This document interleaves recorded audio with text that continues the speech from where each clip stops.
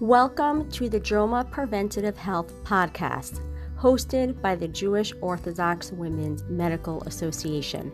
We provide you with up-to-date information on health topics geared towards the Orthodox Jewish community. This podcast content is provided for informational purposes only and is not intended as medical advice or as a substitute for the medical advice of a physician. Welcome to the Jewish Orthodox Women's Medical Association, or JOMA podcast. I'm your host, Lisa Minkin. I'm a general pediatrician and proud JOMA member.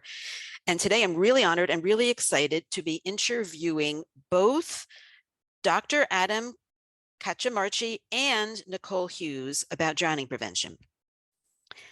Before I start, I will say, as I always do, if there's a topic you want to hear, if you want to be interviewed, if you know someone you want to be here being interviewed, if you have comments on our podcast, please reach out to us at health, HEALTH, at joma.org. We want to hear from you.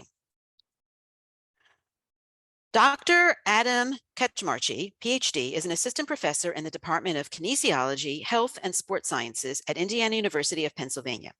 He also is executive director of the National Drowning Prevention Alliance, or NDPA.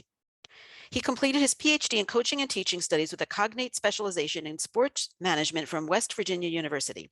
He received his master's in sports management from IUP and completed his B.S.Ed in health and physical education with a minor in aquatics from Slippery Rock University. Adam carries a very active research agenda, all surrounding his passion for aquatics. His research interests focus on aquatic education, swimming and water safety, drowning prevention education, lifeguard training, and sport facility risk management. He holds provider, instructor, and trainer certifications from multiple safety and aquatic organizations and is a licensed teacher in the state of Pennsylvania for grades K through 12 in health and physical education. He received a National Swimming Pool Foundation Fellowship Award in 2014 and has been recognized twice by Aquatic International as a Power Award recipient, first in 2012 as a next generation leader in the field of aquatics, and again in 2017 as one of the most influential people in the aquatic industry. He has also received a letter of commendation from the National Water Safety Congress in 2011. Most recently, he received a recent alumni award from Slippery Rock University in 2019. He is a steering committee member for the U.S. National Water Safety Action Plan, serves as an organizational representative to Water Safety USA and the Aquatics Coalition, represents the NDPA in planning for National Water Safety Month, and serves on numerous industry committees and councils. Nicole Hughes is a teacher and mother of 5 who lives in Tennessee. In 2018, they lost their 3-year-old son, Levi, to drowning when on a family vacation. One moment he was on the couch, and in the next he had slipped out and reached the pool alone. Nicole has since advocated with numerous organizations, including the American Academy of Pediatrics and the National Drowning Prevention Alliance. She hopes to share the real truth about drowning to prevent this tragedy from happening to others' children.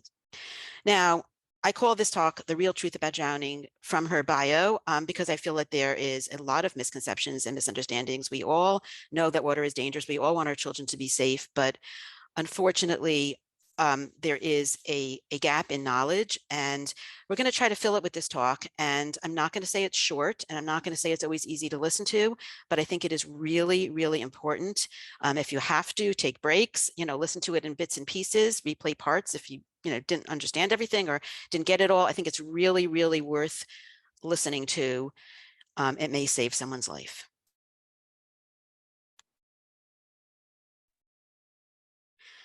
Welcome, Dr. Katchmarchi and Nicole. Thank you so much for joining me today.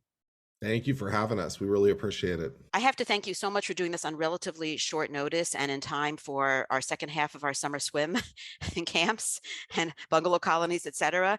This is really, really important stuff. So I want to start with first of all, just the idea of why we're doing this, because I think that everybody's aware that water can be dangerous and drowning is a real risk. I don't think that anybody's not aware of that. I think the problem is because we are so scared of it, we latch on to things. And I think because of that, there's a lot of misunderstandings and misconceptions. So that's the point that I want to start with, that we're going to get to those things. But I want to start with just the term water safety. We're not calling this pool safety, we're calling it water safety. So maybe Adam, you could start with that, please. Yeah, there's a lot of different terms that are used to discuss what we're talking about: drowning prevention, water safety, swim education.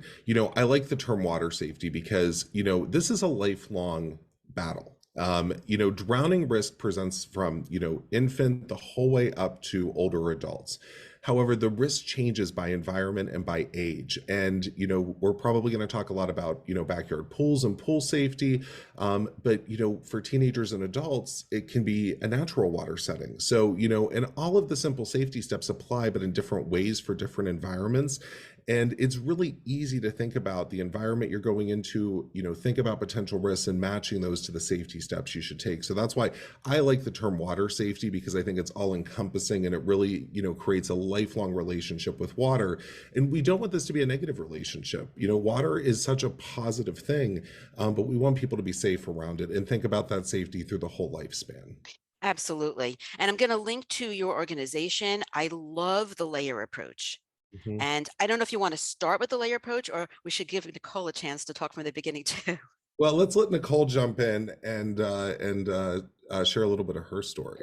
Adam, what a great start, honestly, to this, because I do think that, as parents and as caretakers, there's so much to think about. Oh my God, we probably make thousands of decisions every day, right? And so in trying to prioritize how we go about, especially approaching safety, it can feel really overwhelming. So, I know, Adam and I, fortunately, I mean, we have become friends really in this advocacy space. And we are on really the same, shared mission, same path. And as he mentioned, it's really about just kind of still enjoying water, but knowing the risks and knowing, like, being empowered with information so you can kind of take a step. But so my name is Nicole, and I'm a teacher in Tennessee, and my husband and I, we had in 2018, and I'll be honest, it's just so. Just to be honest, like, and transparent as a person, it is tricky to kind of just share this like casually in a podcast. But I do feel like it is important for people to understand that drowning happens to real children and to real families. I've shared a lot about our journey and our loss and our grief and our son. But just to kind of give, I guess, a quick, I hate to be a quick overview about it, but I do want people to understand kind of how and when it happened, and when drowning happens. But my husband and I, he is a physician, and we began this beach trip every year with 5 other physician families, because those really became our families when he was in residency. And we continued this trip through, for over 10 years. And so in June of 2018, this was our 12th year on this trip and our 7th year in this same house. And at the time, my husband and I had 2 daughters. They were 9 and 5, and we had a 3-year-old son named Levi. We spent that entire day swimming at the pool, at the ocean, and I have 16 photos, date stamped, time stamped, of what would be Levi's final day of life. And in 14 of them, he is wearing a life jacket or a puddle jumper. We really thought we were doing everything right when it came to water safety. And we just didn't know. But what we were doing wasn't the best approach. And so that is why I share his story, to hopefully have other families see that there are easy steps you can take, but here's the information to have. And so Levi was sitting on the couch. He was wearing khaki shorts. We had finished swimming for the day. We had just finished dinner, and we were cleaning up. We were in a very big living room. It's 6 families. We all stay in the same house. There were 12 adults in the room, including my husband and me. My phone was charging upstairs. We weren't drinking. I mean, it was about 6:30 at night, and the kids were all just kind of running around. And somehow, I walked outside to kind of check the weather, and I mean, Levi was on the couch. I just handed him a bowl of Cheeto Puffs and like a little piece of a brownie. And I actually put the other piece of the brownie in my mouth. It was so fast. He was on the couch. I opened the doors to look and see. We were waiting to go crab hunting, and I was just kind of checking to see if the rain had stopped. opened the back door, instinctively looked into the pool. I wasn't even planning on, I don't even know why I looked down, honestly, and saw a flash of yellow. And it was Levi in the deep end of the pool.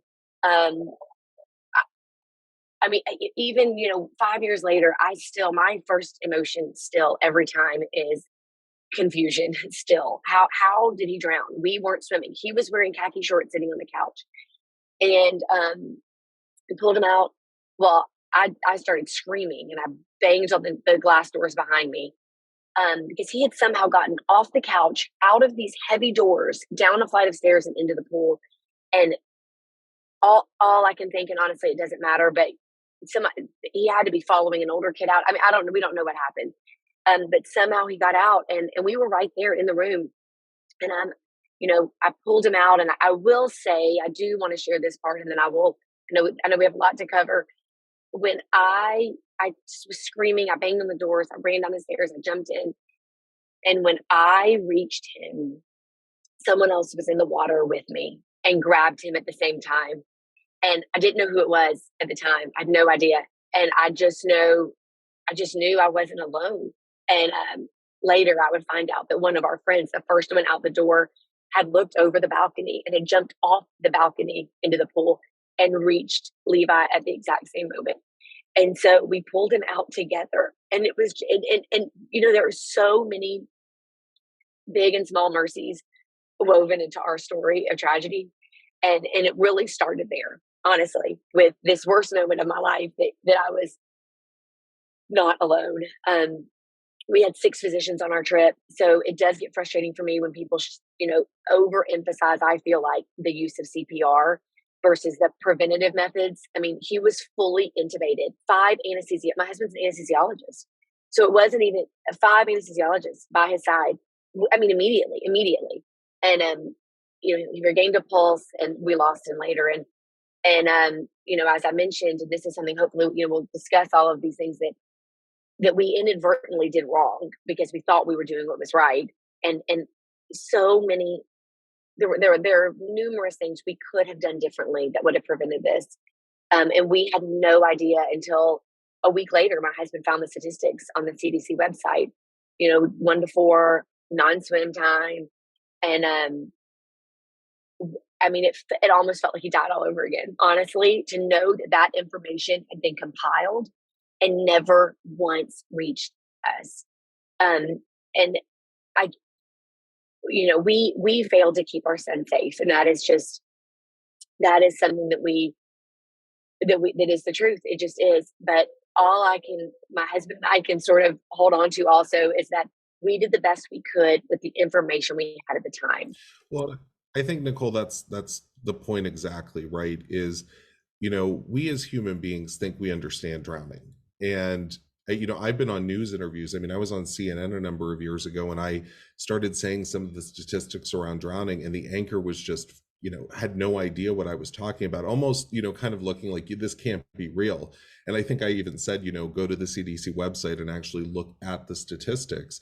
And we can get into this too, but, Hollywood and TV have portrayed drowning very inaccurately, over the last 50, 60 years. So we as human beings, think we know water safety because, it's not complicated, but there are misconceptions out there, and there's information that the general public, most parents lack awareness of. And how do you as a parent make good safety decisions for your child if you don't have that full picture of information, right? So I mean, I think that's one of the things my organization, the NDPA, is really working to get out there, especially this summer in the media, is, parents, give this a second look, because you may have misconceptions about drowning that, really are leading you to make improper safety decisions for your child.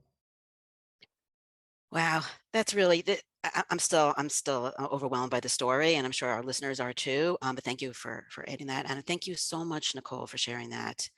I feel extra bad that, 5 years later, you're still feeling that somehow it's your fault. I mean, first of all, by the definition, accidents are accidents, right? The idea that we can prevent accidents, we're not robots, we're human beings. And all the effort you make in the world, it's not going to stop all accidents. But I do want to go through the things that you said And maybe Adam wants to go through them, some of the things that you didn't know about. And it's quite unfortunate that you didn't. I thank you. And it's hard for me to not only just sort of revisit it myself, but of course I haven't forgotten. It's not like it's not always with me. It is hard for me, honestly. I hate burdening other people with the sadness. And so I do just want to say thank you for listening, and thank the listeners for being open to hearing this and to hearing the steps they can take, and what, I don't want to say it's an easy fix, because it's not, but it is. It's really not so overwhelming that it's not doable. And they go kind of, hand in hand, the grief but also the hope for the future and for other families. Right. I mean, you're taking your grief and you're giving to others to prevent it happening to others, which is such an incredible gift. I mean, it is just, we all have to thank you for coming here today, but for doing what you do. And I have to say that the impact of these stories are more powerful than information. And that's why together we have to put it together. That's why I did the two of you together. And that's how I got to this. I, as a pediatrician, didn't know so many things about drowning until I read your story, Nicole. I didn't know about puddle jumpers, and maybe we want to start with what those are and what the issue is with those. But I want to say one more thing before I go back to you guys, and that's that we really want a simple answer. And so that's where you get this. CPR is the answer. Right? Yes. Or don't wear blue bathing suits. Because we would rather, right? yes, exactly. I think Adam and I do, like you said, the combination of the story and the information, and what the NDPA is doing, especially like with Adam at the charge, is really changing the conversation. It really truly is. I mean, they are willing to say the harder things to say, but that are accurate, that just make parents, as Adam said, think again. That's really all this is, but that's really the goal. I mean, even if parents just have the education, I mean, I think, had we just known to deadbolt the door, had we just known the risk. So, 1 to 4-year-olds are the group most at risk. And this does not mean to minimize the importance of water safety for all ages. And hopefully we can touch on all of that. And Adam is great about all of that. But like for our situation, for our point, had we just known, I think awareness is really the most important first step, because then you know, oh, I need to do something about this. What's so brilliant about your layers approach is it takes something that's been over complexified by all the other organizations, which turns you into shutdown mode and grabbing onto one thing like CPR. Yeah. And so I love this layer approach. Let's do it, please. Yeah, well, that's the idea of layers of protection. I mean, as I always say to parents, there's no single solution that's going to completely drown-proof your family, drown-proof your child. And you can practice all the layers and still no one is drown-proof. Right. The idea here is reducing the risk. And the challenge here, frankly, is, we as human beings like simple solutions. And if there's not a single solution to drowning, we need to make this extremely simple. And, we've worked hard with consumer copywriters to really take a look at the technical language we've been using around water safety. I mean, layers of protection is nothing new. Our new approach is a really simplified approach. And, even our website is structured where if parents want to go deeper into a layer, they can go deeper and learn more. But it's 5 simple layers. The first layer, barriers and alarms. And, we looked when we created the layers of protection at the data. And 70% of these 1 to 4-year-olds are drowning during non-swim times. I think parents so often think of, well, my child's going to drown during swim time when we're around the pool or around the beach. And again, this is an area where I don't think parents have the full set of information to work with. By our data, and I think it's actually even a little higher than 70%, because that's quite an old statistic, and what we're seeing in states like Florida, there's a huge number of swim time drownings. I was just down in Florida last month, or non-swim times drowning, I should say, down in Florida last month, and I was doing a press conference with the Florida Surgeon General, and another mother who had lost her child Gunnar was speaking with me, Christina, and she put Gunnar down for a nap, and he wandered out to the backyard pool. So, we decided to lead off. So often we lead off with supervision. Right. Well, as a parent, you can't watch your child all the time. Now we're going to talk about supervision in a second, because that is a key layer, especially during swim time, but we have to restrict access during these non-swim times. As Nicole said, deadbolt the door, put an isolation fence around your pool. And when we mean isolation fence, a 4-sided fence around your backyard pool.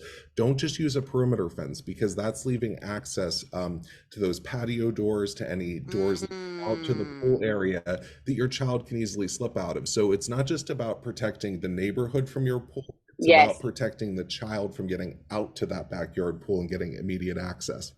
Now, if I could jump in and say that we didn't have either to add, if we had deadbolted the door, and then we did only have the outside fence. We were staying at a beach house, so it did not have a 4-sided fence. So those were two missing layers in our story that would have potentially, I think, saved him, honestly. Now the fences do get left open at our next house, which is why the layers is important. We've continued our beach trip, and the kids leave. Even these kids who are there, they know about how important all this is.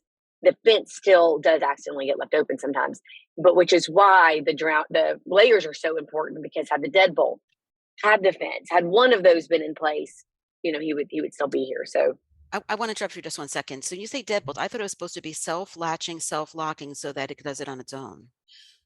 Yes, that's for the pool fence gate. Yes, it needs to do it on its own. We were inside the house, so had we made sure the doors were locked, somehow the doors got open, somehow he managed to open these heavy storm doors, and get out of the actual house. So people who have pools in their backyard, we were on vacation, so we couldn't, bring this with us, right? Which is why when he gets to the swim layer, water competency layer, that would have probably been the most important for us in our situation. But the people who have a pool in their backyard, or a lake or a pond, or access to something like that, especially those top, that only adults can reach, kind of door latch locks, just, what are those, $10 or $15 at Lowe's?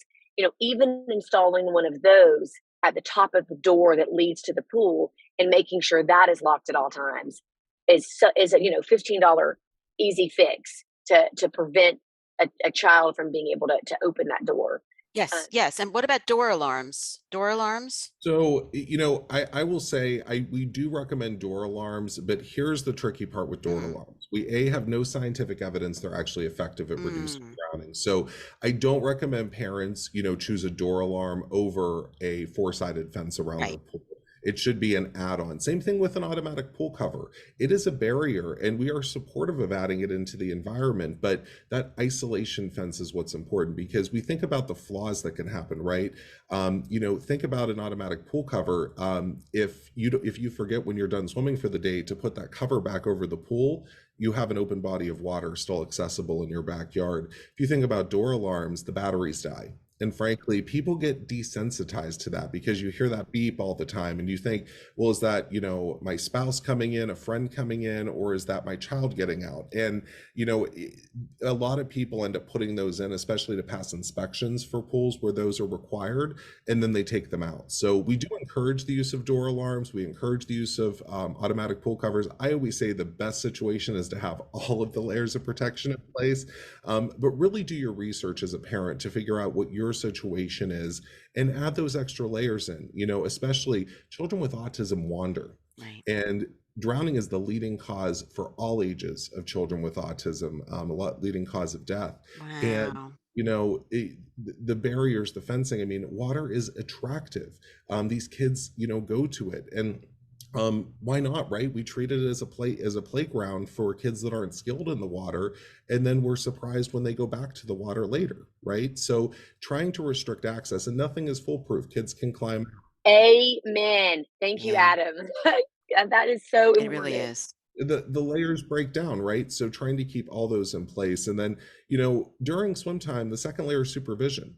keep an eye on your children at all times. Even if you're with a lifeguard, don't rely on that lifeguard. I train lifeguards. I love the field of lifeguarding. The lifeguards are responsible for everyone. Add that extra layer in. Be in the water with your child, especially if they're a non-swimmer. Practice what we call touch supervision, being able to reach out and touch your child at all times. And then if they're competent in the water, you can be on the side, but keep that constant vigilance. And you can rotate every 15 minutes. Nicole and many other groups in water safety have water guardian cards that remind parents while they're wearing it, they are responsible for watching the water and keeping that attentive. The worst thing you can do, cell phone. Get that distraction away from you. What we say is a capable adult who can provide constant supervision at all times. And that capability, they're not drinking, they know how to rescue a drowning. That's another fact parents don't recognize. Hollywood and TV have portrayed drowning as this loud and pronounced event where someone's screaming, help, help, help, and there's a lot of splashing. With a 1 to 4 year old, they're going to fall into the water and they may not actually ever come back up. They may struggle just beneath the surface of the water. And if their head does reappear from the water, they're not going to be able to call out for help while they're breathing in and before they sink back down. So knowing what to look for, drowning is fast and it is silent. It can happen in as little as 30 seconds to a 1 to 4 year old. So really keeping that constant supervision, super important. And then the third layer is water competency. The American Academy of Pediatrics now states that children can be ready to begin swim lessons as early as their first birthday. Now, your 1 year old is not going to be an Olympic swimmer. They're not going to be, showing you their backstroke across the pool, but they can learn how to backfloat. They can learn simple skills in the water that if they do, get through those barriers, they get to the backyard and they do fall in the water, they at least can support themselves until help can arrive. Right. Can we talk for a second about infant swim resource? Because I think that that's kind of promoted as a drown proofing technique. I know it's controversial. I don't know how much evidence there is behind it, so I want to be fully transparent. I would like to really quickly touch on what Adam said about supervision. That is so important. And making sure though that parents also supervise when they are coming in to make lunch, when they are changing out of their swimsuits. Those are the moments when they're running back. All the kids are in the car from the cookout and they're running back in to grab the casserole dish, and the 3-year-old gets out of the car and goes back. Like when they arrive to the beach house and they're unpacking their bags and the toddler is playing there and then they're not because they're in the pool. Those are also the important parts of supervision. And then water competency. And this is tricky. So, right, Adam? And I think that, take with what we both say and then kind of figure out kind of the best way to approach this. But, to your point, right, there is no evidence. I would like to make sure, though, and say that there is no evidence for any type of lessons. So when, the American Red Cross, when the YMCA, when these are able to be, quote, recommended, that there's no evidence for those either. They have just been grandfathered in. So if parents are looking for an evidence-based swim instruction, and Adam, correct me, add it to any of this in a minute, but I think that is important. I think there is a misconception that the American Red Cross and YMCA, that those lessons are evidence-based just because they've been around for a long time. Right. They are not. Neither is ISR, and it's just because there is no evidence for a specific swim program at all. It's not that there is evidence to prove they're bad or don't work. There's just not evidence for specific swim lessons at all. And what I will say about it, I do think that maybe there is this perception that kids are drown proof. I survival swim, and it's not just ISR, it's Infant Aquatics, Survival Swim Development Network. My YMCA has a floating program that's individual. I mean, it's private lessons. They, twice a week they teach toddlers to roll and float, survival swim, skills. It's not. I think I don't think the organizations themselves are promoting this idea of it making a child drown proof. I think, to be honest, I think that opposition, like people who are scared of it or skeptical of it, they are the ones implying that there is, that there is this, and not to say, because definitely some instructors are using that as marketing. Definitely. I do not want to say that that is not the case. But like for the organizations as a whole, like I know with ISR, a big part of their goal is to educate parents about they have a document too that goes over the importance of pool fencing. Your child is not drown proof. I mean, it says it's everywhere. So I kind of want to get rid of that misconception. And I think if you look at the age group most at risk, 1 to 4 year olds, and if you break it down even more, it's 12 to 36-month olds. And as Adam said, no one's doing the breaststroke at age 2, right? Like that is not the goal. I think that for a lot of families, since it is during this non-swim time, like we were on vacation, we couldn't really bring a fence, bring a pool alarm, and not to say those things don't matter. But I do feel this is for me personally, the most important layer, because it's the layer that you bring with you. This is the layer that wherever we go and there is a lake or there is a pond or there is a pool, that my child has this layer. Now, just like the fences can be left open and the alarms, have their flaws, this is not flaw proof either. It's not like this cannot be the only layer that is put into place. It's the layer of last defense, right, Nicole? Right. Yes, that is the perfect way to put it. You don't even want them to have to use it. So I actually, in April of 2018, looked up on the American Academy of Pediatrics website. My husband said, "What are we going to do about Levi and swim lessons?" He had just had his well child visit. And I said, I don't know. I said, I can't remember. I knew with the girls, we started around 3. They were different though. They liked a sticker chart, and they were just going to, Levi was like, he's just not ready. And so I looked it up, and based on my own thoughts, if he wasn't ready. And at the time, of course, it said start at age 4 in 2018. And so we decided to wait. I mean, I still have a screenshot that says you last visited this page on April of 2018. And so I believe in my heart, if he had known how he would still be here. That is it's for me a belief that will never leave me. We've had 2 babies since we lost Levi. Both of them have been enrolled in ISR lessons since they were 9 months. Willow was 9 months. Teddy was a little bit over a year when he took his first round. There are factors at play here too. There is a cost issue, an accessibility issue. There are so many things.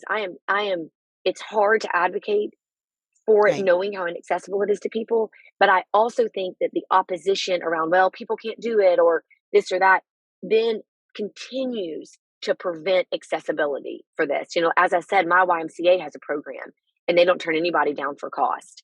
And so that's something that they are working on getting in as many YMCAs as they can. It's incredible. It's a survival swim program. I mean, it's teaching those skills to a 12 to 36-month-old, to a 1 to 4-year-old, that if they were to reach water alone, that they would know how to float on their back. But what I would also like to add about these lessons is, my now 2 and now 4-year-old have done ISR lessons. And what I have noticed is my 2-year-old, not only, we think Levi was reaching for a toy. There were water guns all around him. We always took the toys out of the pool, and we did not that day because it had started raining. And so we think that's what happened. I don't think he would have just wanted to swim alone. He was 3. It was a social thing for him at that point. I think he was trying to get a water gun and fell in.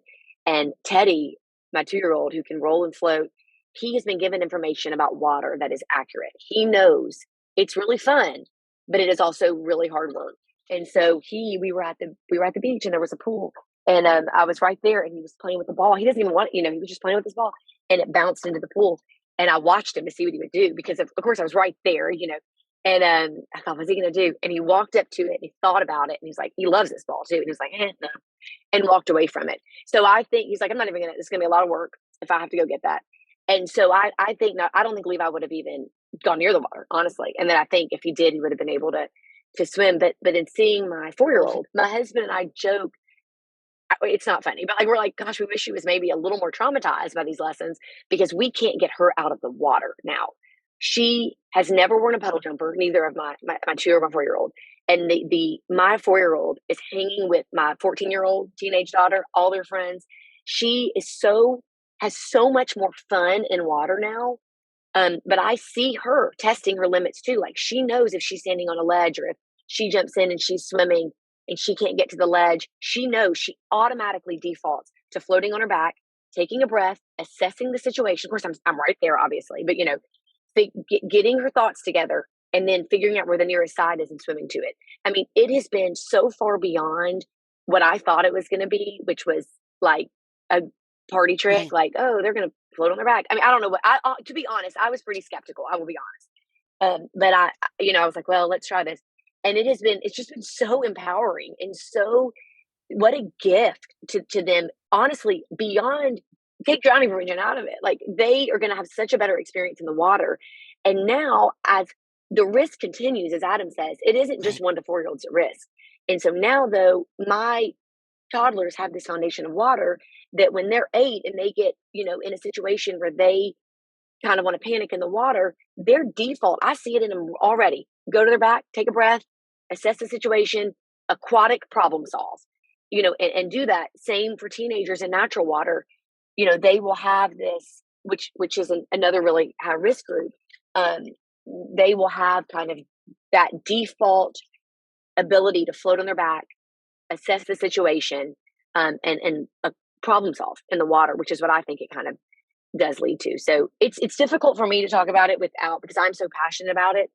I don't work for ISR. I don't own stock in it. Like, I really, my number one goal, to be honest, would be to make survival lessons of, where the child reaches the water and knows to roll and float on their back independently, Right. Accessible to everybody. That is in my heart. Right. That's that what a is my parent just goal. told me in my practice. We brought up the topic and immediately she said, everybody should have this. It should be something everybody should have. They shouldn't be a cost issue. But what is ISR? Because we really didn't get specific about it. I don't want to leave that out. Oh, sorry. It's teaching the child, and then I'm going to let Adam kind of elaborate on this because he knows all of this too. But it's really teaching the child how to, it's survival swim skills. So if they were to fall in, if they crawl in, if they jump in, that they roll over independently on their back and can float on their back.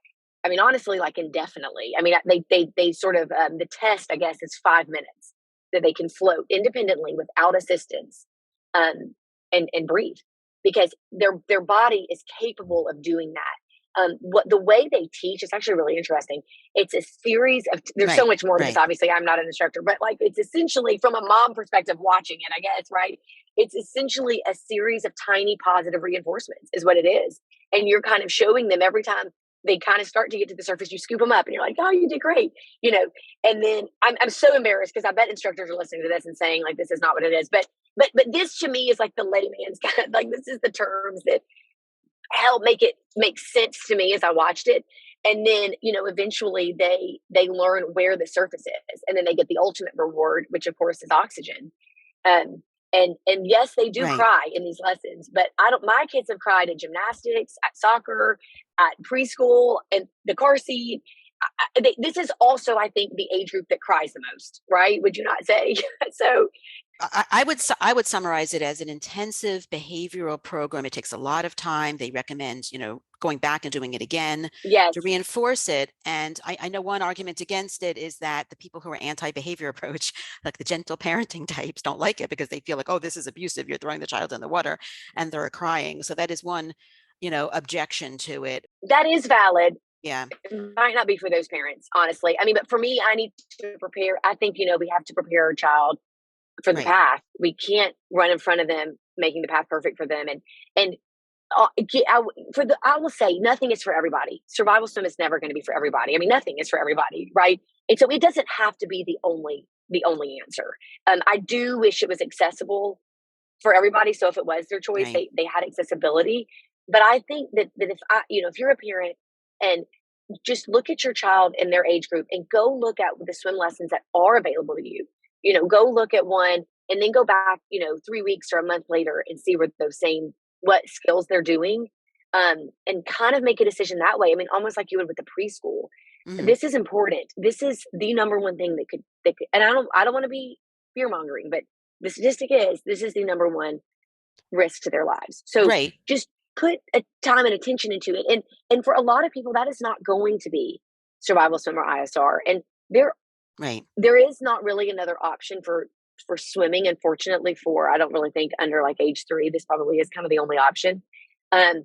But because they just can't do the breaststroke. I mean, they just can't. I think that the other option at this age is like mommy and me. And I think parents need to understand that there's a difference between learning to swim and splashing in the water. And if your child gets more comfortable in the water but has no skills.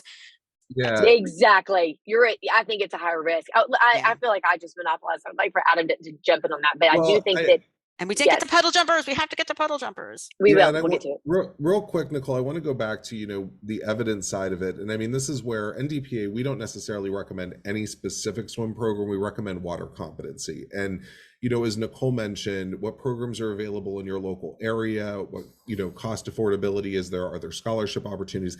That's going to vary by program, by location that you're in. We provide a checklist for parents that they can go in. We recommend go talk to programs, go watch a swim lesson before you sign your child up.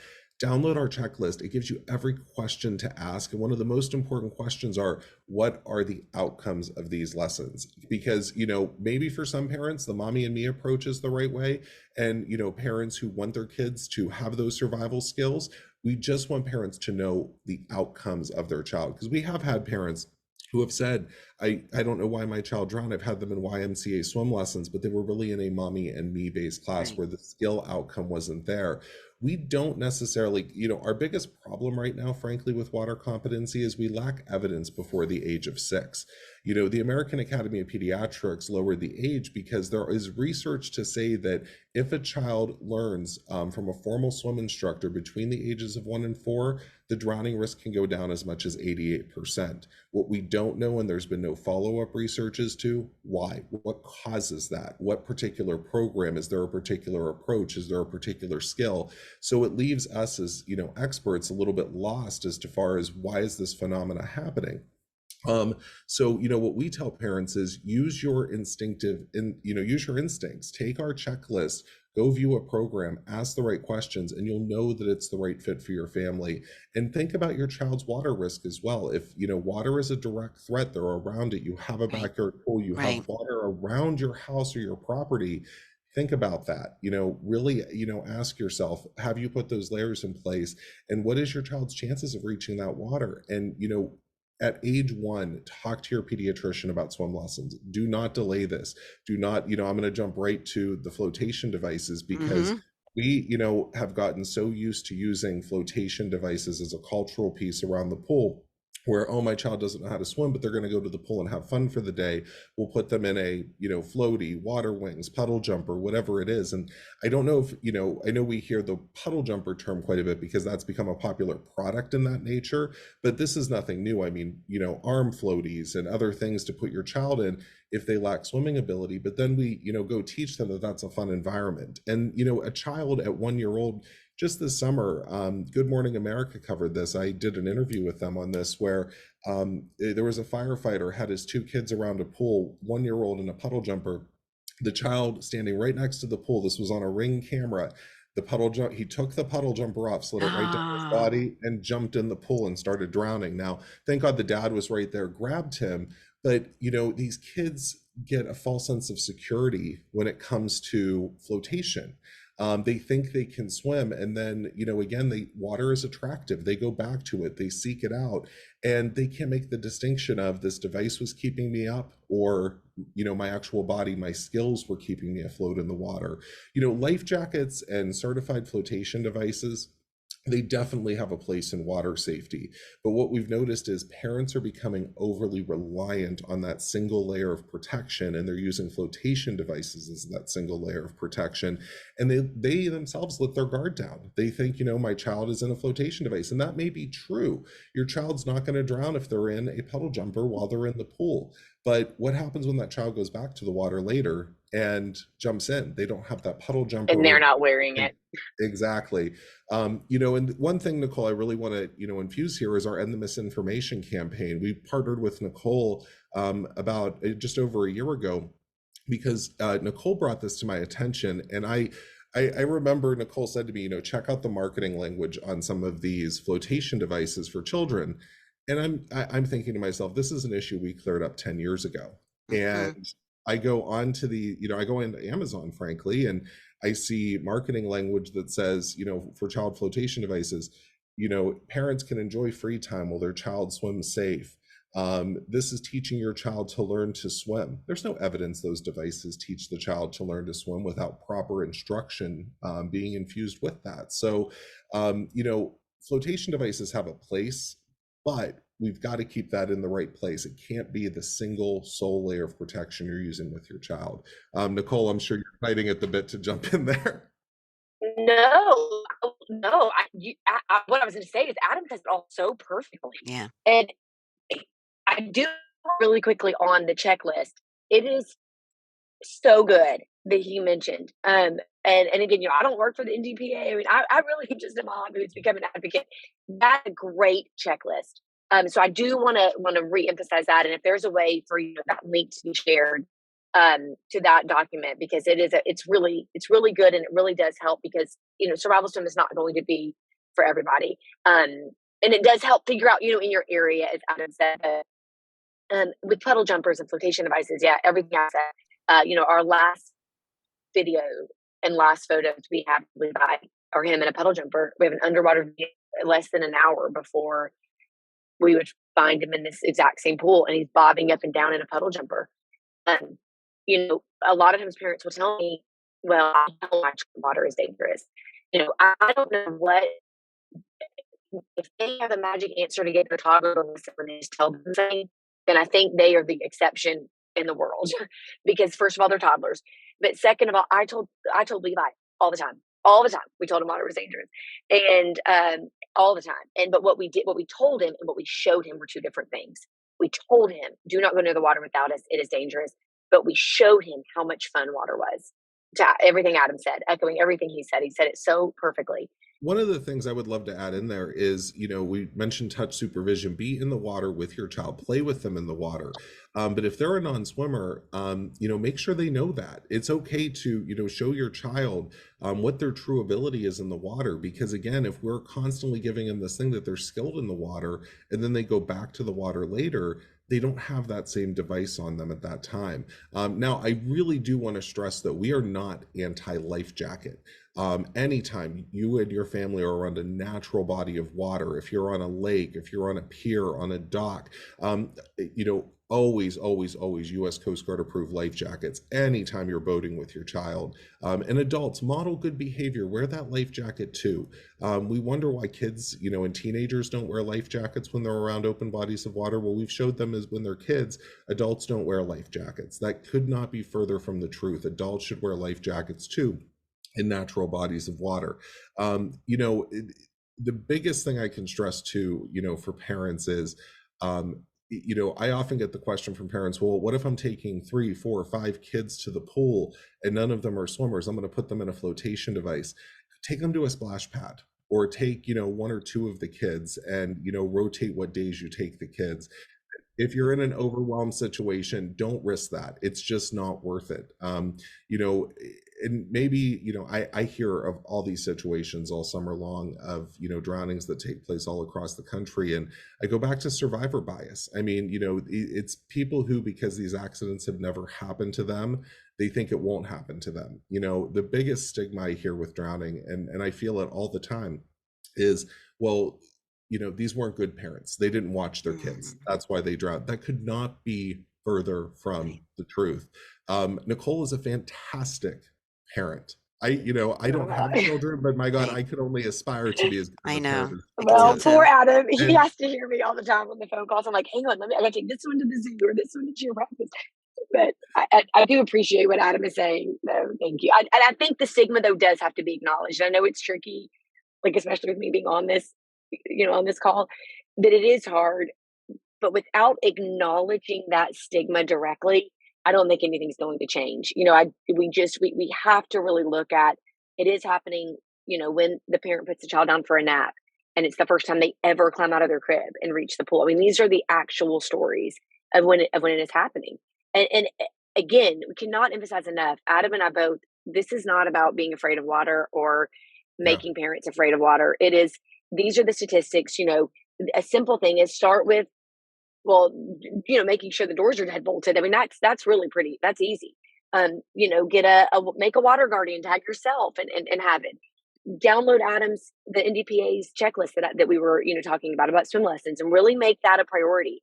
And parents will say, well, if they don't wear a puddle jumper, I'm so sorry. Tell me if you think this is correct, Adam. Parents will say, well, if they don't wear a puddle jumper in the pool, what are they supposed to wear? Well, they're supposed to wear their swimsuit, Right. and that is it. They are supposed to be either in a parent's arms, or they are supposed to be, quite frankly, swimming. And all the things that Adam said, to reemphasize, we become sort of trained to think that the pool is a playground. It is not a playground. If you want to take all of your children to a playground, then take them to a playground. Do not think you can take all of your children to a pool where they are not all strong swimmers. Right. I'm going to just mention one thing here. And I mentioned a story before we started about a family that rented a pool through Swimply. Just putting it out there that you can rent a pool now. You will not have a lifeguard. You may just be going with your family, maybe 2 parents and multiple kids. And that would, just what you said. They really should be swimmers, or don't do that. Or just go somewhere else. I mean, right. The idea of the pool being the break for the parents because there's a lifeguard or because they're all in puddle jumpers. I get it. I have 5 kids. I mean, we need a break sometimes. I'm not saying that we have to sit and like pretend play with our kids all the time ever. That's not what I'm saying. But I do think that just look into other options. And that is where I feel like survival swim, where we were able to do it, has been a gift, because by next summer, when mine are 3 and 5, and of course I have 2 older ones, they will be. I mean, this summer I can take them this summer alone, because they are both competent swimmers. And Teddy just does it. He's only 2. He is still in the phase where he is like, this is a lot of work. I don't really want to do it. He's content to just kind of sit there and like dangle his feet and eat goldfish. It's actually so much easier taking them to the pool than it was when I took my older 2 before we had Levi to the pool, and I was constantly fighting them to keep their puddle jumpers on, or having to, they couldn't do anything. They couldn't reach the diving stick because they were just bobbing up and down on their puddle jumper. And so that initial investment of water competency, however that looks for your child in your community, does end up really become like it pays off. Right. I want to go back to the puddle jumpers because we did not talk about them enough. And the reason I want to talk about them more is because the difference between puddle jumpers and other flotation devices, if you look at the AAP website, they say do not use flotation devices unless they are U.S. Coast Guard certified. The puddle jumpers are U.S. Coast Guard certified. And they are not the same though as all life jackets are not made equal. There are devices, type 1 and type 2 devices that, frankly, they're the, ones that go up above your neck and come down your body. Right. They're not the most comfortable thing, but those are designed to keep you in that back position, keep your head up above the water. And I believe it's a type 1 device will also roll you over in the water if you're unconscious. That puddle jumper is not going to do that. It's going to keep the child afloat. And no one's arguing if it's on the child's body that they're not going to float. Nicole brought this to my attention years ago, and it's true. The U.S. Coast Guard is only concerned about testing these devices for their applicability on watercraft. They're not looking at it from, a pool perspective. And we haven't researched what the implications of, this overuse of flotation devices in pools actually is happening to kids. Now, again, that device is tested for a buoyancy and a weight. So it's going to keep the child afloat if they're in that weight range while they're wearing it. It is not teaching them to swim. And even if you are using any type of flotation device, you still should be practicing good supervision, getting your kids into swim lessons. I think the biggest message is don't use them as a babysitter. Don't use them in place of other layers. Don't use puddle jumpers in place of getting your kids into swim lessons. I get there's a cost alternative here. You could go to Walmart, go to Costco, go to any store and buy a flotation device that may be $20, $30 versus the price of swimming lessons or water competency lessons for your child. But really, if you want to create that really good layer of protection, that last line of defense, get your kids into lessons. Right. But I'm also concerned that what the child learns from puddle jumpers is I float. Yeah. But they don't know how to float. And I know there's not evidence behind this, but I've heard the theory, and I know, Nicole, you have to go soon, or maybe now. But I've heard the theory that it actually teaches them the wrong position so that they are more likely to drown. And again, I know this is not evidence-based. It can't be. I think what all of this does is these questions you were asking, the fact that you are open to this is so important, because as you said, there's a lot it's not evidence-based. There's a lot that's not evidence-based. And so parents just sort of thinking about it, like Adam said at the beginning, just rethink drowning. And so, yes, there is, numerous. I mean, I think Adam would agree. Like, I think across the board, swim instructors say that children who have relied on flotation devices, survival swim, whatever this type of lesson, not just survival swim, traditional swim lessons, these instructors are all saying when they get a child that has worn a puddle jumper or a flotation device for, every time they were in the pool, it is significantly harder to teach those children. So they are learning to be, vertical. You don't swim that way. Like, that is not the way anybody swims. So it's creating a muscle memory that actually has to be untrained when they do eventually start swim lessons. So, if you're a parent, like for me, like after we had Willow, my daughter who's 4, and Teddy who's 2, these beautiful gifts to us that we were honestly not planning on having after we lost Levi. And so they've been obviously very special to us. And the way I approach water safety differently with them, I think it's sort of maybe interesting to parents. Like, here are the things that I should have done with Levi. They have never worn puddle jumpers. It's everything we've just said. They've never worn puddle jumpers. If we were going to a pool when they were younger and they weren't competent, we didn't go to a pool. I either got a babysitter or we found an alternative plan. And I know that sounds extreme, but it's really not. Pools with little kids are not fun. Yeah, honestly, even if they're just, it's a lot of work kind of anyway. So there are other things to do, but we still go on the same beach trip, and last summer was this summer she was 4. Last summer Willow was basically the same age Levi was when we took him on that same trip, the same beach, and he didn't come back. And so I think that so many things we did differently. We make sure now we only stay in a house with a 4-sided fence around the pool. We make sure we deadbolt the door. Of course, now we know designated supervision even when swim time ends and we come back inside. For me, quite frankly, we take the toys out of the pool. And for me, my children, they both had known, ISR, survival swim. It doesn't just teach them how to float in the water. And I don't want this to be all about survival swim, because there's so much more to layers of protection and to water safety than just this. But for my kids in their age group, not only would it give them the skills that if they did reach water alone, it also gave them the real information about water they needed. So even if you don't have access to these lessons, first of all, demand creates supply. So call your swim instructors, ask them, say, will you have lessons that teach my child to independently get to the surface to get oxygen? However that looks, ice cream scoops, swim strokes, like whatever that kind of looks like. So that, but also, as Adam said, get in the water with your child. Don't like dunk them under, but make sure they know, like, no, there's nothing keeping you up except for my arms. If my arms aren't in this pool with you, you're not going to be able to stay afloat. Right. But, that brings up another myth. I think that some parents who use these, flotation devices are so afraid of their child drowning. Okay, we're going to have to talk about those terms that are not real terms. That's why they use them, because they don't want their child's face in the water. The dry drowning. The dry drowning, the secondary drowning. There was a number of years ago, there was a case, and ever since then, pediatricians everywhere get calls all the time. My child slipped in the bathtub. Could they have dry drowning? Could they have secondary drowning? So I got to tell you, there's we all know the game of telephone, right? Things get distorted. I know exactly the story you're talking about. It was a mom down in the Carolinas.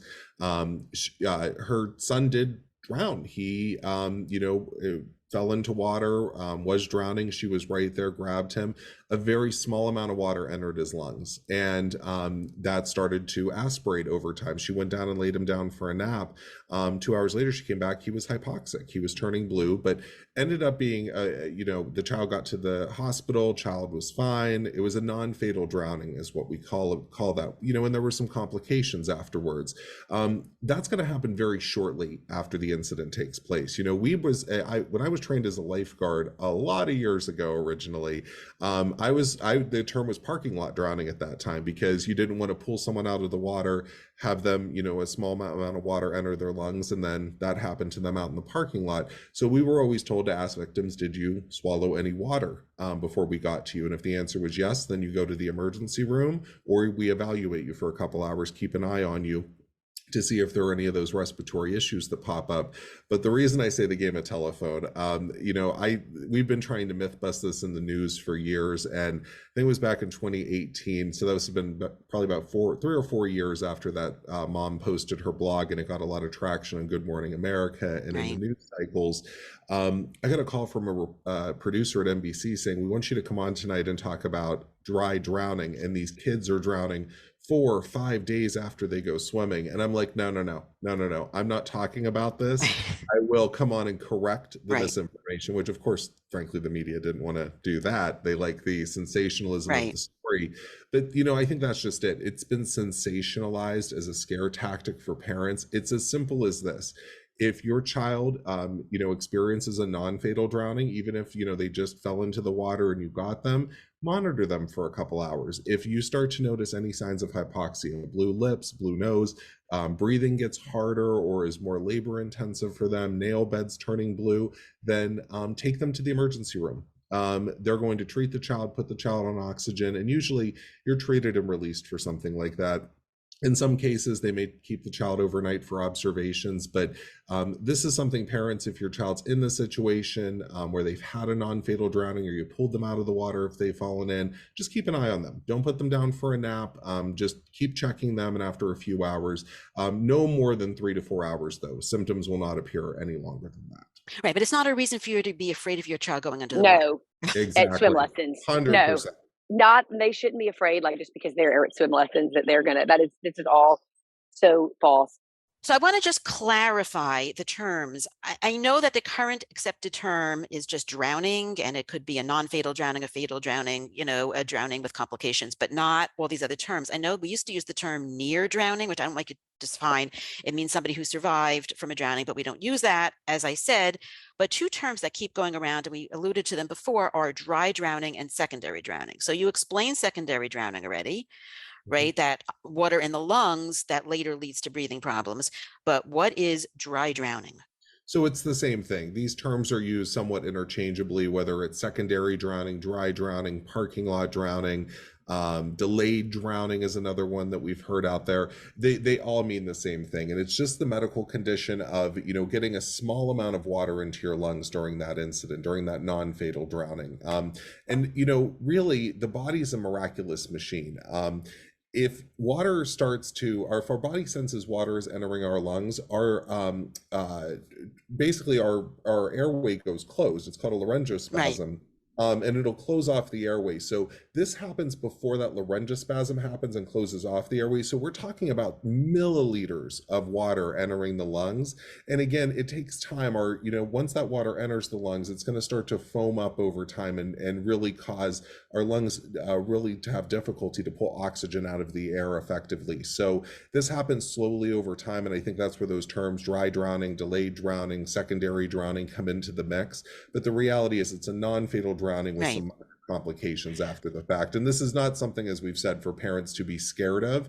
Keep an eye on your kids if they've had a close call around the pool, but this is no reason to live in fear of the water. Right. I'm going to just say one thing from what I read and from what I understand, and that the term dry drowning originally referred to drowning without water in the lungs, and that's because it's really the lack of oxygen so you have that laryngospasm, so you can have a laryngospasm without significant water in the lungs. I think that's a little different. I think a significant percentage of drownings have no water or significant water in the lungs, but it's being used for the same way as secondary drowning. And they're all terms we should not use, and we should not be as focused on them just as if somebody has been underwater, you must watch them carefully after for any other symptoms and not think they're out of the woods. Exactly, exactly. And, again, this is sensationalism in the media. Right, exactly. And we've been fighting this for years, but it keeps happening where, the media keeps perpetuating the story. But, the thing to parents is tune all of that out. That is not a reason to be scared of taking your child around the water. Exactly. So I want to go back to the layers because somehow we've been talking, but we didn't finish them. But before we do that, I just want to mention one thing I read about in a local newspaper. They said the answer to preventing drowning is using a buddy system. So again, the true answer is multiple layers. I'm going to reiterate that and get back to the layers, but I just want to know your thoughts on the buddy system, please. Yeah, the buddy system is a tried and true tested piece of water safety. It's often used at camps, summer camps, it can be Boy Scout camps, and the Boy Scouts actually still recommend the buddy system. And, the idea is that you buddy up with one other person and you are always checking on your buddy. And that's where they, will blow the whistle and scream buddy check. And you're supposed to hold your buddy's arm up in the air. And it's a really easy way to show that, you're keeping track of other people. Other layers should be practice. If you can practice the buddy system, or, this comes into mind of never swimming by yourself. The more eyes, the more we're taking care of each other around the water, especially, we have a nationwide lifeguard shortage right now. It's not happening everywhere in the country, but there are a number of places that, especially beachfronts who once were lifeguarded that are now swim at your own risk. So keeping track of each other and making sure we're helping keep each other safe, that's really where the buddy system comes in. Right. The only thing that I think of is just not to put so much pressure on kids to have that responsibility just on their shoulders. It just worries me a little bit because one thing kids do all the time is they have these contests of who can stay underwater longer.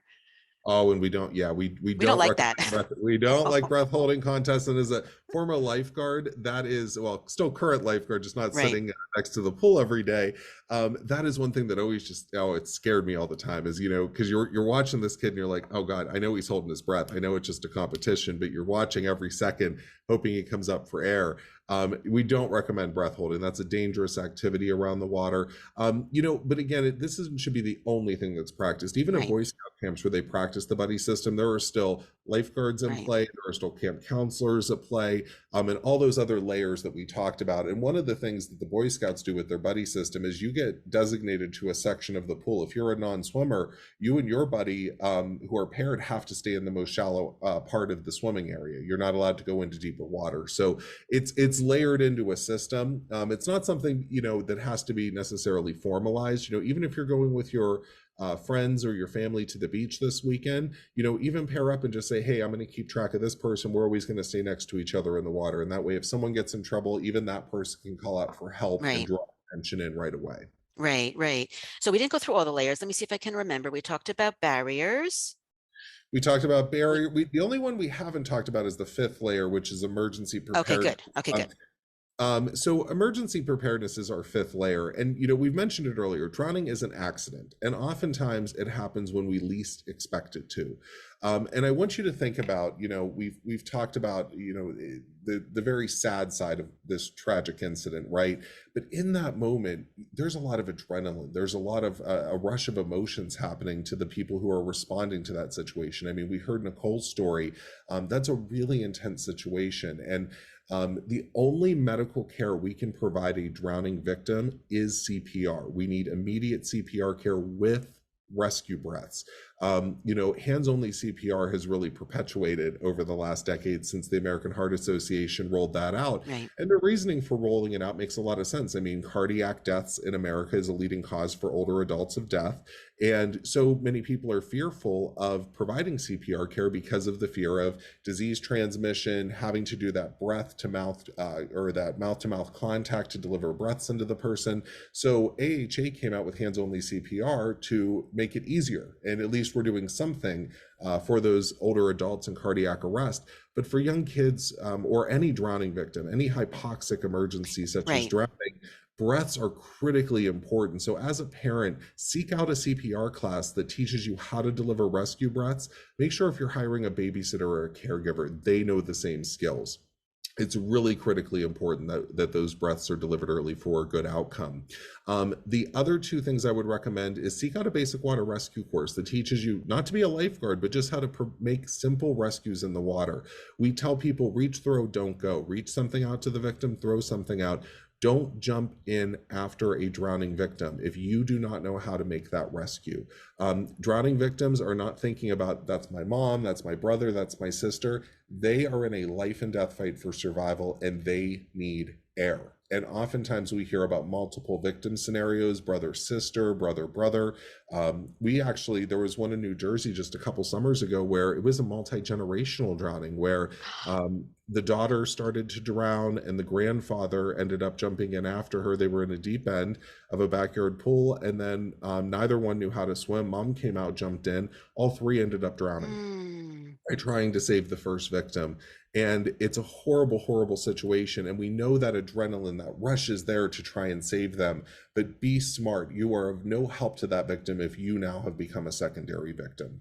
The other thing I would say, other than rescue, is we underestimate calling 911. Right. We think that's going to be a really easy thing, right? And it's not complicated. Tell the dispatcher what's going on, where you're located. They're going to provide you some directions. And honestly, our dispatchers are very talented people across this country who do amazing work and can, really provide you great direction in an emergency. But think about if you are at a vacation house and you don't know the address. Think about you're in a situation where you're out at a local beach and you need to tell them where you're at and you're in a really panic state.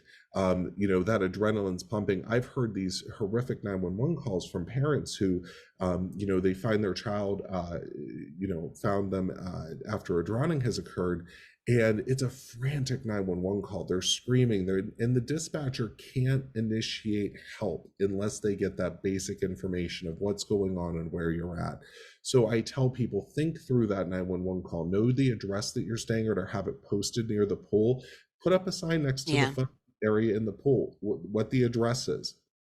We recommend calling from a landline still. Our 911 systems in the country have progressed so far, but in some areas of the country, they're still not able to track your cell phone location. So it's still best to call from a landline because it has a registered 911 address. But if you are calling from your cell phone, calm down and remember the dispatcher can only help you if they can understand you. So make sure you are trying to get that information out as clearly as possible to the dispatcher. Right. That's really important, but I can't emphasize enough that this is the last layer for a reason. It is. Yeah. Well, it's the last layer because it's, again, drowning's an accident, right? We want to prevent these accidents from happening. And so much we focused on in a country of response, right? We're talking about proactive prevention here. But the reality is it is an accident. I mean, just this summer, we haven't mentioned this yet, but for the last 20 years, our drowning rates in the country were going slightly down. We've been at a little bit of a lull since the year 2000, where our drowning rates were made largely unchanged, but it's slightly gone down year over year. Since the pandemic started in 2020, we are headed in the opposite direction. Oh, why? Our drowning rate right now is similar to where it was in the late to mid 1990s as a country. That's a great question. I wish I could give you an answer of why. I think it's a multitude of a few different factors. One, people have had to change the way they recreate. Since the pandemic, if your local pool was shut down and you went swimming, you may go to a natural water environment now. It was funny. I just did a news interview earlier this week, and the interviewer brought up to me the TikTok challenges that are out there that kids are doing them. I guess there was a local pond in the community and kids were going out and, doing dangerous activities around it. So the rise of social media, kids being at home. I mean, we think about backyard pools. How many people went into an office prior to COVID and now come in and work at home every day? And their children are at home, and it's constant making sure you're trying to supervise your child and work. There's more backyard pools than there were prior to the pandemic. When community pools shut down and people started recreating around their home, they installed in-ground pools. In some areas of the country, there's still a wait list since 2000 to get a backyard pool installed in-ground. They installed above ground pools. And then we think about those Costco pools, the blow up pools that you can put in your backyard. You can go and buy them for a couple $100 and use your hose and fill them up in your backyard. So there's a lot more exposure to water than there was pre-pandemic. And, then we factor in the lifeguard shortage as well, with some community pools remaining closed. And people are going to go recreate around the water this summer. I mean, think about the heat wave that, many areas of the country have been experiencing this summer. People are naturally going to go want to be around water and cool off. But if they're going to non-designated swim sites, they're going to areas that they're not really prepared to go into. That can also cause a problem. So yeah, unfortunately, and even in Florida, especially, I reference Florida just because we have quick access to their child death data because they make it publicly available as soon as it happens. 2019 and 2020 were actually two of the lowest drowning years for Florida in the last 10 to 20 years. And then 2021 and 2022 were two of the highest years in the last 20 years. And we are on pace in 2023 right now to match last year in 2022. So this is not getting better. It's getting worse right now. And that's why we are just so trying to get this information. Right, because you see that all the layers do work because these are the removal of these layers in a communal setting. I just want to mention for just a minute what your thoughts are on the above ground pools, because we didn't talk about those, because I've had parents tell me, well, I don't have to worry about a fence because I have an above ground pool. Yeah, so it varies by situation. I would still say the best situation is to add an additional layer of protection in there, another barrier. Where the Consumer Product Safety Commission and a lot of the pool and spa industry standards are that 4 feet is the minimum barrier required in places where barriers are required. So most in-ground pools are exactly 4 feet tall. So if there's nothing else surrounding the above ground pool, but it is 4 feet off the ground, in many areas that will meet regulation. But we will tell people always consider those additional layers, whether it's a cover that goes over the pool and protects it when you're not using it, or adding an isolation fence around the pool. I'm going to give you a quick story just because, I know we have a variety of listeners out there. My parents live on the side of a hill, and they put an above ground pool in, but it kind of sat in. They had to kind of tear into the side of the hill a little bit to put the pool in. Well, they needed a fence around that. So it's not high enough, right? Because it wasn't high enough anymore. So it's that 4 feet. Now, if you are of that opinion, I will say that does meet regulation in most places in the country. But again, it needs to be at least 4 feet. And you really want to think about the ladders going into those above ground pools. Pull those out. They make ladder covers. But I will tell you, kids are crafty. We have a couple videos where there is a ladder cover on next to an above ground pool, and we watch a toddler climb up the cover and jump in. So don't rely on those ladder covers. It really needs to be a solid barrier. Right, and the type of cover matters too, right? Oh, it absolutely does. There are covers that are what we would refer to as almost bubble covers that help heat the top of the water. Like a solar, right? Like a solar. It's really meant for heating and not for protection, right? Exactly. And there is a big difference when it comes to all pool covers. There are pool covers that are used for heating. There are pool covers that are used to help keep the pool clean and debris out of the pool. And then there are safety covers. So you really want to make sure you're looking for a weight-tested safety cover if that's what you're using. Right. That's important. So I want to just have you summarize the layers because we talked about them interspersed for so long. And then we're going to finish back to thank you so much. This is amazing. No problem. And one thing, can I also make one other comment on water competency before? We focused a lot on the childhood idea of water competency, right below the age of 5. There is evidence, that kids around age 4, 5, and 6 can learn to swim. They can learn swim strokes. They can learn advanced skills in the water. Don't just stop with floating. Once your child is of that age where they can learn to swim, make sure they continue that process. This is not a one and done thing with learning to swim.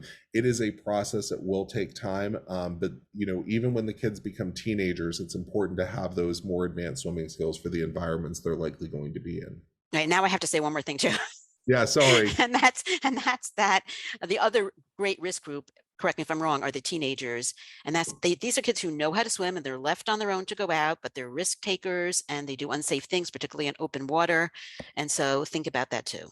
Well, I'm gonna say 2 things with that. We're never gonna answer. No. Yeah, no. Well, so there is a big problem there, and it's not just teenagers that know how to swim. It's teenagers that don't know how to swim. I've heard of situations of this where a teenager goes out with his friends to a lake. He doesn't know how to swim, or she doesn't know how to swim, but they don't want to be left behind from their friends. Yeah. So they try to follow along, and then they get themselves into a dangerous situation because they are ill prepared to be in that situation. But yes, I am going to take a shot at myself at 15 years old. And I'm going to, well, let me say this first. 80% of all drowning victims above the age of 1 are typically male. And that holds true pretty much across all age ranges. So gentlemen listening, if there are any listening, we make very poor decisions. So your young boys, you're from above the age of 1 the whole way through teenagers, they are your bigger risk takers. Around the age of 15, the drowning risk triples for males. From 5 to 14, that is typically the lowest drowning risk of people's lives because they are still being controlled by mom and dad, but those kids are now able to think about their own safety, right? They're able to make their own safety decisions. Once they hit that age 15, especially for males who, what our research shows is males are more likely to follow the similar behaviors of their same aged peers versus females that are more likely to follow the behaviors of their peers, or I'm sorry, not their peers, their mentors, their mom, their dad, their school teacher. Boys make poor decisions. So especially natural water environments. For 1 to 4-year-olds, they are drowning predominantly in pools and bodies around the home. So if it's not a pool, it may be a pond, a canal, depending on where you're at. But for our older kids, our 15 and above, they are drowning in natural bodies of water. So lakes, rivers, canals, anything where they have access to. And unfortunately, you know, they make poor decisions. So we want them to think about these the things that can happen prior to something negative happening. Right. And don't forget the bathtub for the little kids, have to say. Oh my gosh, for the infants, bathtubs, and you know what, the layers don't change though, right? Right. Whether it's in the home, about 87% of our infant drownings are happening in bathtubs. And typically what we hear from parents are they turn their back for 10, 20 seconds, whether it was to get a towel, whether this is the worst one I hear is putting an older sibling in charge, their 3, 4-year-old sibling, well, they were supposed to watch them. That is not a good idea. Anytime bath time, especially with any child up to age, probably 3, 4, 5, 6, bath time should be supervised. But for infants, especially, bath time is the biggest risk. Right. And don't rely on those bath seats. No. Yeah. And again, you need to be right there the entire time. You cannot walk away from your child anytime they are around water. Right. I have parents ask me, what age can they bathe alone? I believe the American Academy of Pediatrics sets that at about 5 or 6 years old. And I think that's probably the best age range. Because really, even if you're thinking about a 4-year-old, accidents can happen. And someone can drown in as little as an inch of water. And why we say that is if you're unconscious and you find yourself face down, the distance between your nose and the ground may only be less than an inch. And we do need air to survive. And this is an area where 20 to 30 seconds can make a huge difference. So especially even with those, slightly older kids, bath time still should be supervised. Right. So this is so much. Let's summarize the layers and finish. Thank you so much. Yeah. So the 5 layers. The 5 layers, again, barriers and alarms, making sure we're restricting access to the water. 2 is supervision, always providing active, constant, and capable supervision when our kids are around the water. 3rd is water competency. Get your kids in swim lessons as early as age 1. 4th is life jackets and proper use of life jackets, especially around natural bodies of water and when boating. Then 5, be prepared for emergencies. Learn CPR with rescue breaths. Amazing. Thank you so much. And thank you for being the head of this amazing organization. The NDPA is just such an awesome organization, and your materials, your website are so informative. So I do recommend that people who've listened to this talk now go to the website. Awesome. Thank you so much for having us. And thank you for covering this important topic and getting the word out. First of all, I really want to emphasize my gratitude to you for this. Well, my gratitude to you for this and your patience.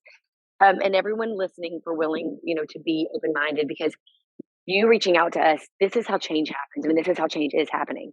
And I also want to say, as a parent who has lost a child and now has 2 more children, that are in that age range, and I hate to keep emphasizing on that because my 14 and 10-year-old are at risk as well. Right. One parent asked me in my talk, they said, well, what age is it safe to swim alone?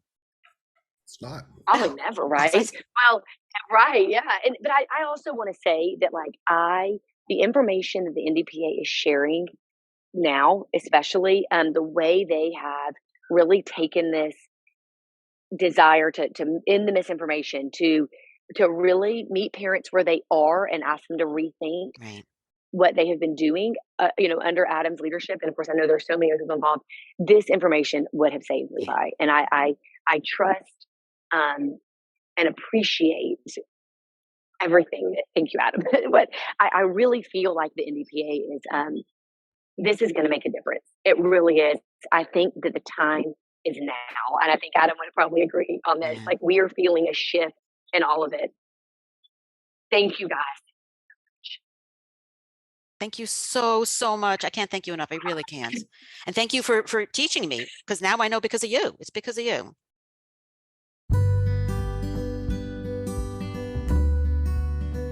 Thanks for listening to the JOMA Preventative Health Podcast. If you've enjoyed this, please rate and review us on Apple Podcasts and share this with your friends. For more information, check out our Instagram at JOMA_org. Check out our website, www.joma.org, that's JOWMA.org, or email us at health@joma.org.